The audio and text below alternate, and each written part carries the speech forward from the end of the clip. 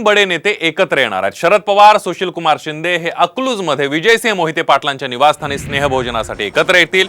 धैर्यशील मोहिते पाटलांनी साम टीव्हीला ही माहिती दिली आहे। उद्याच धैर्यशील मोहिते पाटील शरद पवार गटामध्ये प्रवेश करणार आहेत। तर येत्या 16 एप्रिलला पवारांच्या उपस्थितीमध्ये धैर्यशील मोहिते उमेदवारी अर्ज सुद्धा दाखल करणार आहेत। या भेटीनंतर माढ्यासह बारामती, सोलापूरचं राजकीय समीकरण कसं असेल याचा आढावा घेऊयात एका रिपोर्टमधून। पवारांचा डाव भाजपला घाव। तीन बडे नेते शिवरत्नवर एकत्र येणार। माढ्यासह सोलापूरचं समीकरण बदलणार। भाजपनं उमेदवारी नाकारल्यानंतर नाराज धैर्यशील मोहिते पाटील उद्या शरद पवार गटात प्रवेश करणार आहेत। त्याआधी शरद पवारांसह सुशील कुमार शिंदे हे अकलूज इथल्या मोहिते पाटील यांच्या निवासस्थानी भोजनासाठी येणार आहेत।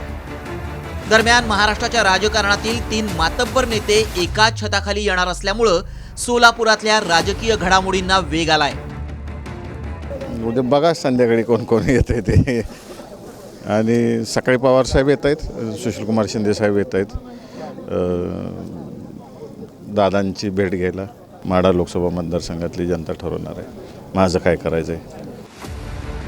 धैर्यशील मोहितेंच्या शरद पवार गटातील प्रवेशाआधी मोहिते पवार शिंदेंची डिनर डिप्लोमसी म्हाडा आणि सोलापूरच्या राजकारणाची दिशा ठरवणार आहे।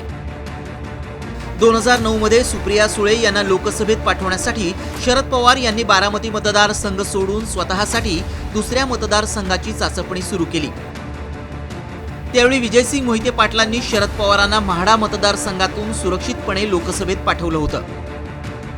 आता भाजपनं धैर्यशील पाटलांना उमेदवारी नाकारल्यामुळे मोहिते पाटील घराणं नाराज आहे। त्यामुळे विजयसिंह मोहिते पाटलांच्या मदतीची परतफेड करण्याची संधी शरद पवारांकडे आहे।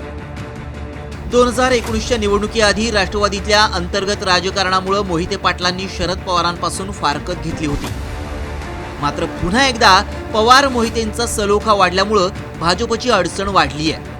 दुसरीकडे सुशील कुमार शिंदेही सोबत असल्यामुळे सोलापूर जिल्ह्याचं राजकीय समीकरण बदलणार आहे। सोलापूर दक्षिणच्या जागेवरून काँग्रेसच्या प्रणिती शिंदे खासदारकीच्या रिंगणात उतरल्या आहेत, तर भाजपनं आमदार राम सातपुते यांना सोलापूर दक्षिणची उमेदवारी दिली आहे। सोलापूर जिल्ह्याच्या राजकारणात मोहिते पाटील कुटुंबाचं कायम एकछत्री वर्चस्व राहिलंय। यापूर्वी मोहिते पाटील हे घराणं ज्याच्या पाठीशी उभं राहिलं तोच इथला खासदार असं समीकरण प्रचलित होतं।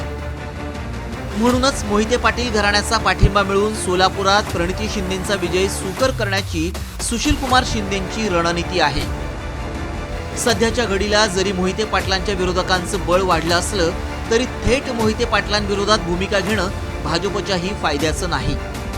आता ईडीचा प्रयोग भाजप करला असं वाटत नाही। आमच्या विरोधात 100% करणार नाही, कारण आमच्याकडे ईडीची भीती असण्यासारखं काय नाहीच कोणाकडं, त्यामुळं आम्ही काय ईडीला भेटणार नाही। या सगळ्या राजकारणात शरद पवारांनी भाजपचीच कोंडी करण्याचा प्रयत्न केलाय। खरं तर महायुतीच्या माध्यमातून भाजपनं पश्चिम महाराष्ट्रातील पवारांचं राजकारण संपुष्टात आणण्याची रणनीती आखली आहे। मात्र आपणही तेल लावलेलं मल्ल आहोत हे पुन्हा एकदा पवारांनी दाखवून दिलंय। माढ्यात भाजपचे उमेदवार रणजित निंबाळकर यांची लोकसभेची वाट बिकट होण्याची चिन्ह आहेत।